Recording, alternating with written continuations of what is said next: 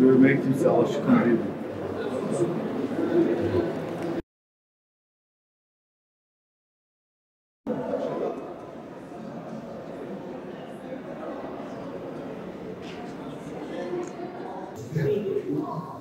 Kendisi dönemde doğuya da bir sürü sefer düzenlendi.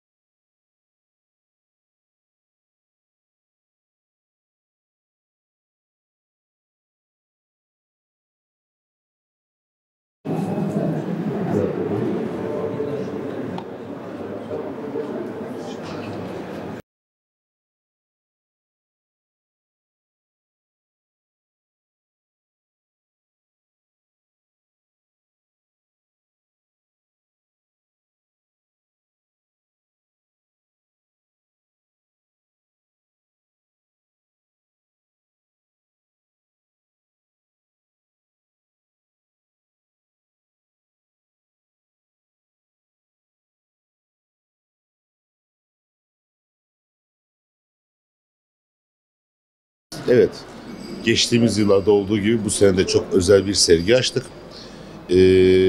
Bu sergiyi de 18 Mayıs Uluslararası Müzeler Günü'nde Bakanlığımızla da Genel Müdürlüğümüzle görüşerek açılmasını kararlaştırdık. Ve sergimiz bugün 18 Mayıs itibariyle ziyaretçilerin beğenisine açıldı.